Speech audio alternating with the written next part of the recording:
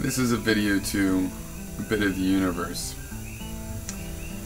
Alright, I mean, you start off and throughout wondering what I want, questioning my motives. You know, your style is, you go back and forth. At one point you're like, oh, it's very stimulating. It's good to think about what you brought up. And then you're into, and you're trying to create clones. You don't know that's insulting. See, I just have to tell you right off, I feel no need to worry about if I offend or insult you whatsoever. And if you don't know why, I don't feel any need to wait until you understand why. You should be able to understand why. What do I want? Well, I could tell you many things. I mean, online I like to collect attitudes. I'm interested in finding out how other people think. I'm not interested in being compelled to think these things that other people think. But I alter my own thoughts based on information that I get about them, based on all the patterns that I see. I think it's a conversation. You also spend a lot of time on this idea that you think philosophy is a waste of time. Well, I don't think it is. And there's empirical philosophy right now in cognitive science, but you'd have to be interested in philosophy to know that. A lot of philosophy is bullshit, but if you're spending a lot of time on bullshit, that's your problem. Not all philosophy is bullshit. You could look up Mark Johnson, for example, or just cognitive science in general. Read Philosophy in the Flesh or whatever, or don't. I don't really care, but you're entitled to your incorrect opinion. In my opinion, it's incorrect. You know, when you say that philosophy, you know, kind of has been taken over by religion, you know, to me philosophy is not something that can be claimed like that, okay? It's, you know, that's just people using it potentially and trying to co-opt it, like holidays taken over, or no, religion has taken over the holidays, you know, because they took over our, you know, solstice celebration.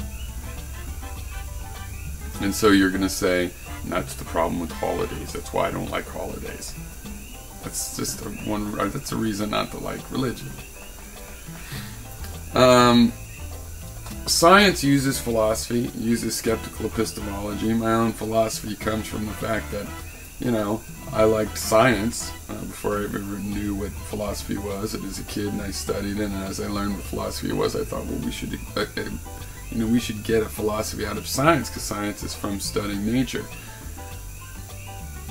It turns out that that is the skeptical philosophy. That's what they're using. There's a historical reason why this concept of theory and, you know, various things like that from the skeptical epistemology are used in science.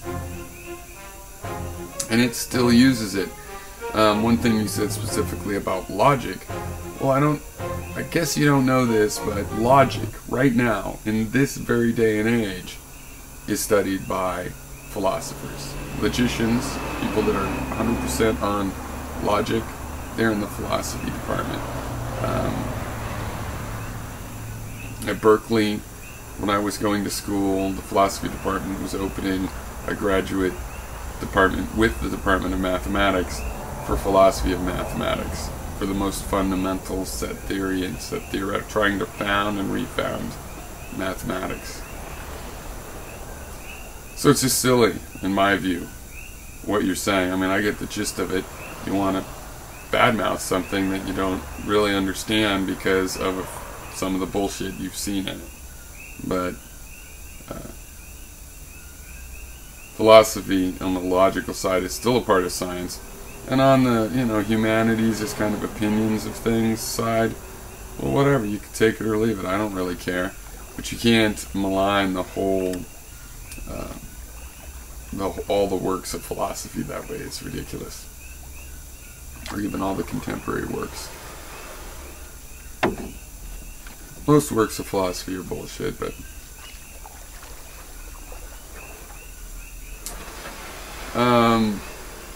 I wanted to say, you were talking about hating schoolwork. I think hating schoolwork and loving science is not a good mix. I loved schoolwork generally, and yeah, I mean, science is one of those things you really need to listen to some teachers to get up to speed on fully, I think. And then you would get into metaphysics. I never had any attraction to metaphysics. It made no sense. If it affects us, it's physical. We're physical. We define physical. If we're a dream, if we're in a dream, then it's still physical, means interacts with us, actually, you know, interacts with our body in this physical way, whatever physical stuff is. So everything is some sort of physical stuff, just by definition. So what's metaphysics? Well, metaphysics is why 80% of philosophy is bullshit. Oh, and yeah, you say maybe I'm like Jango Fett and I want to create clones. Well, you know what? Seriously, you think you could just casually say shit like that? And you can't, because that's, you know, that has meaning.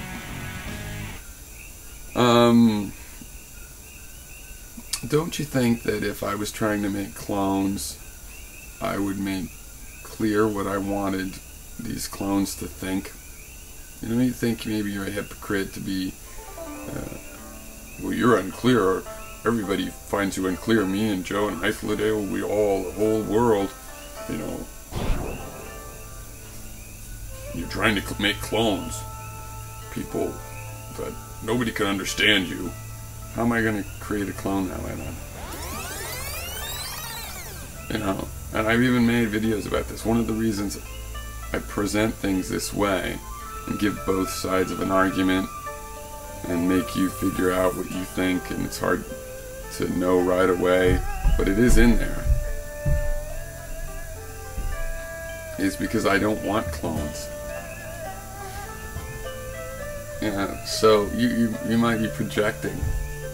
Maybe you want clones and you think that I'm in a position to make them. It makes me sick when someone copies me, so no. What I'm into philosophically is I want to make tools. I like to make tools. I don't want clones, but if people had the, here look, I've made a new kind of hammer, and people were using that hammer to build whatever they wanted, their own thing. I'm into that. Like I said, I want to collect attitudes. I like to have like a butterfly collection of attitudes. But you don't have to kill the attitude and pin it there, so that's a bad metaphor for butterflies. Flower collection, a dried flower collection of ideas and attitudes. If it's possible, I could upload myself into the cultural subconscious. That would be cool. I want to find new ideas and a challenge, so you haven't really given me those. And I kind of have this romantic idea of the worldwide public conversation, and I want it to be challenged, and I want it to have to face some of the cold, hard, direct truths, and as well as I can find them. Now, you said you were insulted that I said we don't even have a half-assed example of how the subjective experience might happen. You use children. We're talking about how they're made, and we mean, you know, in their construction, not like what human behavior is required. I'm not going to find out about consciousness by studying human procreation. Just study what sex is like and we'll be, no. We're talking about understanding its construction. Children are the example that tells us it's possible to create it. It opens the question. You know, the science is how, you know, this is like if we were questioning, I'm saying, geez, I want to know why the sun rises. And you're like, Well, obviously it rises. No, I'd like to know how the sun rises. Obviously it rises. The children are an example. We're talking about like something a human has made or done, or even on paper looks like it would create that. Now, I mentioned in my video creating AI, and I think that's a part of it, but that's not what I want to do per se. I'm interested in studying it because I'm conscious. So it's a self-study, but it is true that to be able to create something is an important part of that process, because you might create something as a little hint of a behavior, like a prototype, and it actually helps you learn. Even if the result was not to create something, iteratively creating things can help you learn. But later on, about 42 minutes in, you sort of actually raise this explicitly, 43 minutes. And I agree, this is an interesting thing. I wish people were better at focusing on what their disagreements are really about. I mean, you spent time trying to lecture me on things I believe for years. It would be better if you knew how to focus in on, okay, maybe you're concerned that I'm haphazard about it. And the fun and profit comment's not about profit like capitalism. It's for, learning and being able to, benefit from your knowledge. But it does imply in the way I'm saying it, a little bit of, you could argue a haphazard attitude. I say go for it. Now, partly I think it's not around the corner. I think it's centuries away to get to where that might happen. So, because we're not ready, but I'm still saying, go for it. Let's see if we can hopefully not, hopefully we can be a little more healthy in our social attitudes by the time we actually get an ability like that. But maybe starting to get to that ability might help us learn the better attitude. So I think we got to go after knowledge when we can, and argue about the applications, and hopefully not be too stupid about them. If that's your worry about creating it, well, bring up that specifically, instead of Jenga Fett, or whatever, Django Fett. I had to look that up. Oh, yeah, the whole profit thing, fuck, I'm not even going to go into that.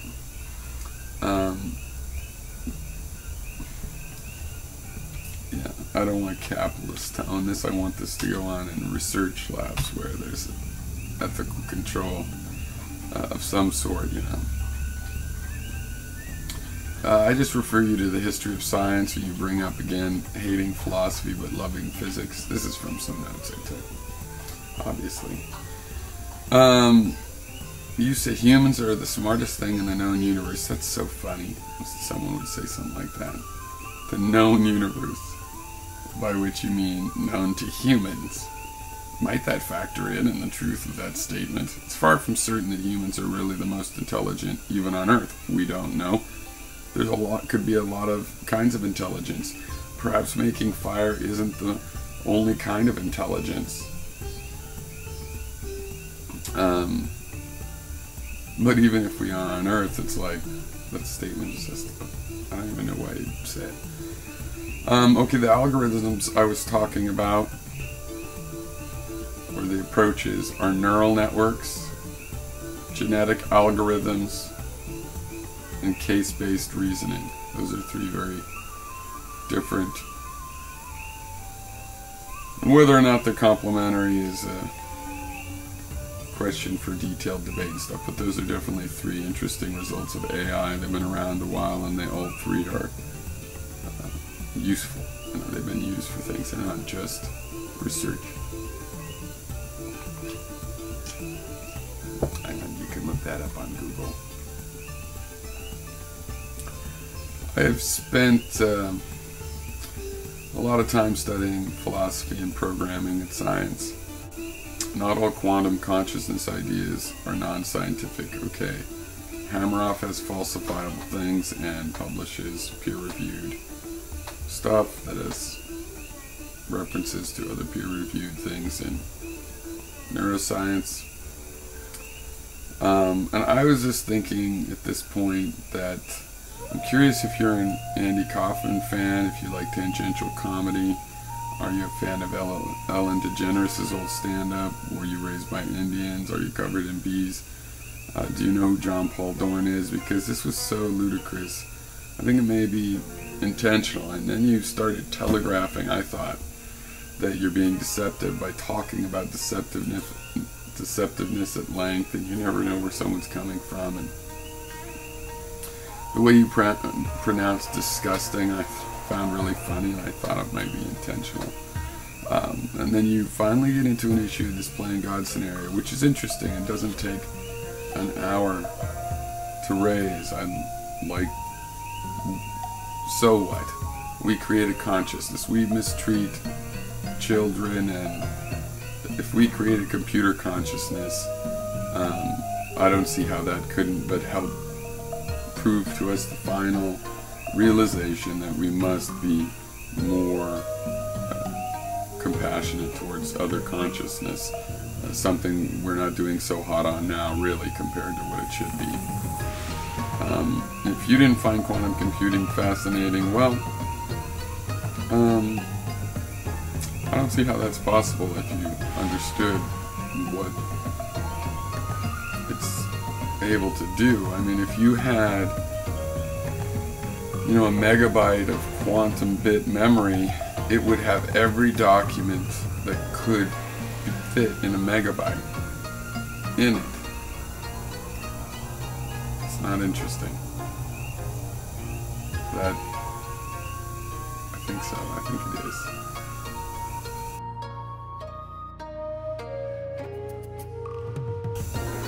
Okay, Hythloday. So I seem frightened. I'm asking for scientific investigation, which, if I'm wrong about anything you think I believe, you know, you mistakenly think I have a bunch of ulterior motives. No, I have guesses, and my ulterior motive is to find out the truth, whether I be right or wrong, or totally not in the right ballpark. I'm curious, that's how I seem. Saying I'm frightened is like saying somebody that wants to investigate a murder is acting frightened that they'll be caught as the murderer. No, that's for people that don't want the investigation. They come up with some excuse not to have the investigation. That admit the investigation could answer the question but still don't want to have it. Now the definition, we'll try to help you get it, but you know, it's really a demonstration, right? The main thing is a demonstration. I mean, to think of it as a definition, I've given you the Cartesian theater, and that's been written about by many people. You could try to understand that. But really, my version is a demonstration. It's like, okay, 5, 4, 3, 2, 1. Look at what you see. That's it, right? That's it. You know, imagine you and me having a dinner conversation. I'm on my side of the table, you're on your side of the table, and we film it. Then we both get together with some popcorn and we watch it. See all the points of view that are in that dynamic? If somebody else besides us is watching the video of us eating dinner, they could guess that we're not robots and that we're both conscious. But they would not have that I'm on my side of the table or you're on your side of the table feeling. Now, if you ever saw this movie, I think it was called Brainstorm, maybe, and they could record your subjective feelings and both your emotions and all your feelings, touch and everything, and play it back for someone else. Okay, that, if that were possible, then we would get access to other people's subjective feelings, at least somewhat. If the recording wasn't great, then it would pass the half-assed thing, at least, that I was talking about. And we have nothing like that. We don't, you know, it's an interesting movie, it's a good movie. And it's also an interesting idea, you know, would that even tell us about the subjective experience, just being able to replay it? Well, I don't know, but it's an example of what I'm talking about, the subjective experience from the inside out. When I record you, you know, and you watch yourself, that's not the same experience you had when you were there.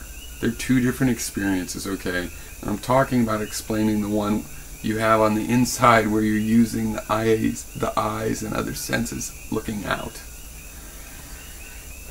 Now, why would I look to quantum mechanics is because I know chemistry is involved. Now, you talk about looking at esoteric things. I don't think quantum mechanics is esoteric. It's chemistry, among other things, and that's not esoteric. All right.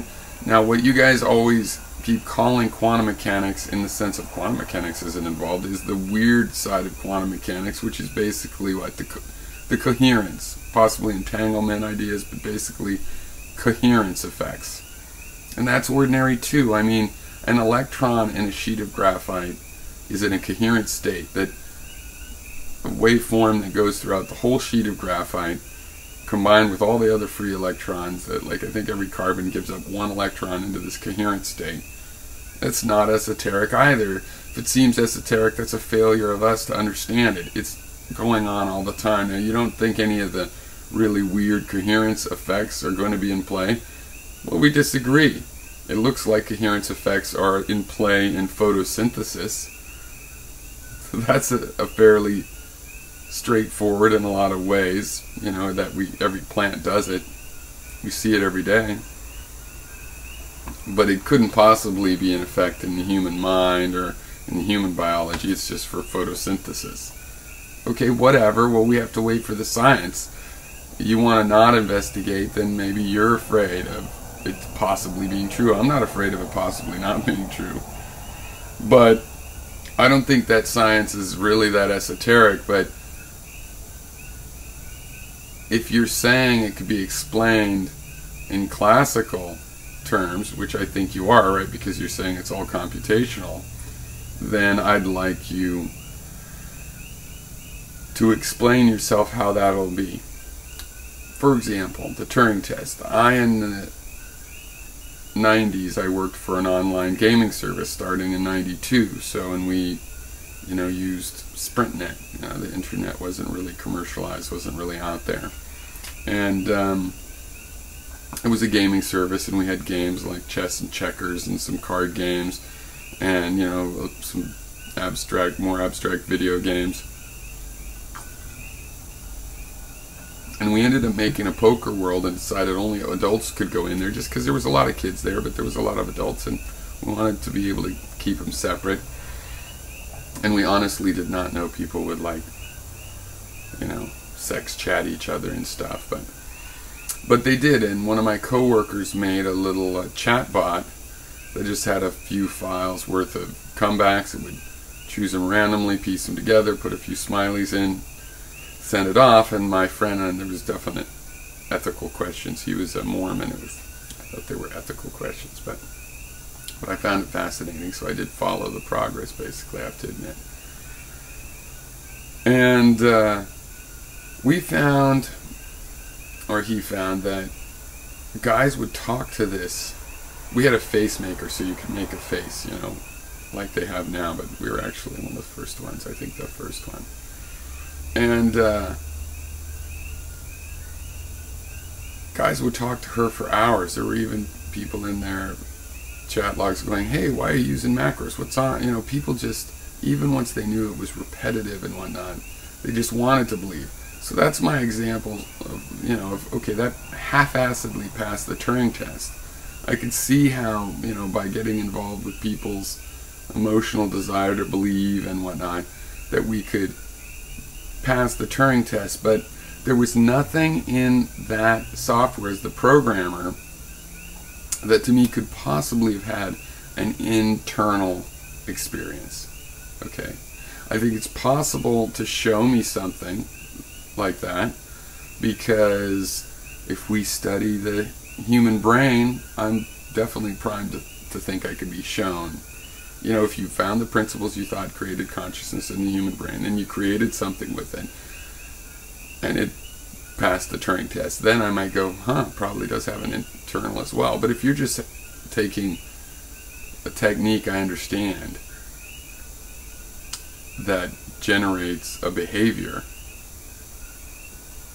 that I understand, I'm still looking for, as the programmer, for example, where does it get this internal state? Right? That chat bot that convinced guys she was real because they wanted to believe it wasn't really real just because they wanted to believe it, or could believe it, or got fooled, or couldn't help but believe it. So I think that wiring can handle the third person view, and I didn't get disillusioned with AI. I was fascinated by it, and I still am. I think it can do great things, but I just don't see how you seem to understand what I'm saying now, and that at least expressing my belief that it's not going to answer how you get an observer on the inside with the senses looking outward.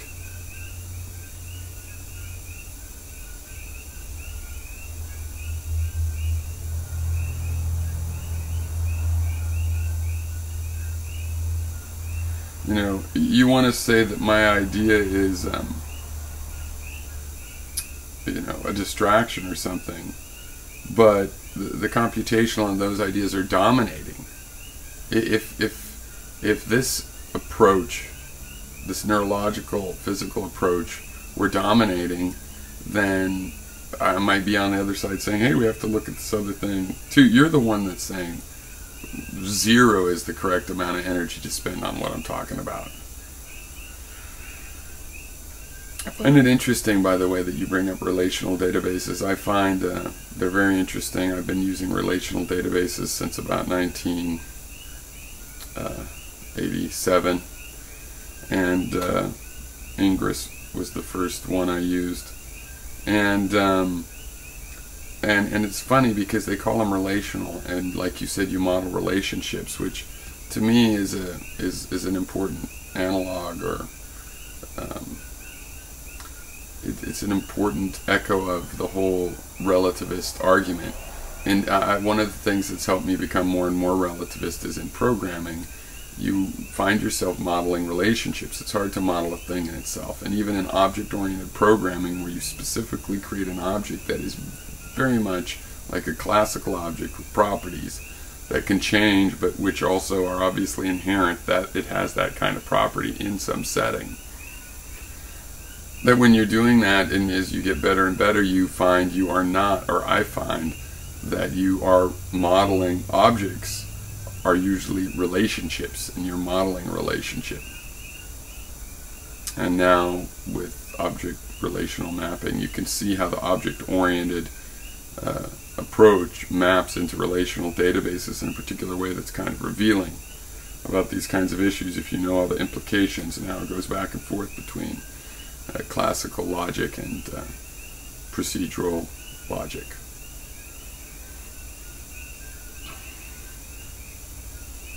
I do think you said something about the wiring getting all the functionality, but this is you again focusing on the third person view. And I think you can probably get all the functionality up to an extreme point. Yeah, I think there might be something missing, but maybe it wouldn't be exactly called functionality, but something else. I don't know what you'd call it. We could talk about that. I'll mention what I mean, though, a little more. But again, you're not going to get this internal thing. You're going to get the behavior, but not generate something that's having an experience the way we are. Again, you have to remember, you're the example. You can't look around and go, I don't see it, because everything you see is you having this kind of experience I'm talking about, okay?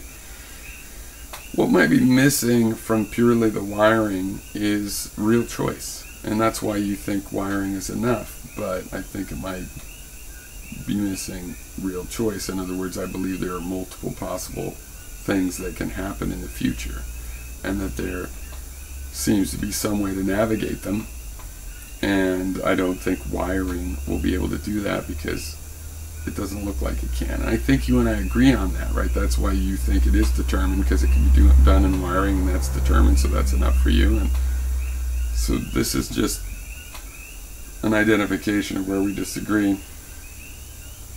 You know, why go to particle accelerators is because biochemistry is what we need to look at. We know a lot about the kind of chemicals that do anesthesia, not really sure which receptors. We know that they can bind, and there's hydrophobic properties and this and that and the other, but there's more than one place, more than one kind of thing they might do. They probably do more than one, and what are the factors? And we're at that point. We understand chemistry well enough, and we can work with nerves well enough and stuff that this is where we can go. And we're going to go here anyway. We're studying anesthesia for obvious medical reasons, and we're going to get data that's going to pertain to this other question. We can either ignore it and they'll just get the data for the reasons they have anyway, or we can use it. I forget who it was exactly at the moment, but somebody was talking about the ethical issues of studying something with anesthesia when it's dangerous stuff. So yeah, that's important, and I don't think that you can necessarily stage a lot of trials just to get into the question of consciousness, but I think you end up doing that anyway, because if they're testing a new anesthesia, they got to give it to people and try to see and ask if they were conscious. So you know, you're getting the data anyway. The point is really that we're already answering a lot of these questions just by looking into the chemistry. And yes, I am going to, I do not think it's pedantic, but whatever, I'm going to point that out. We're already using quantum mechanics, because when we ask what is the chemistry and how does the chemistry work, that is all understood through quantum mechanics. That is simply a fact. That is what we use. So, yeah, I guess that'll do. Alright, cheers.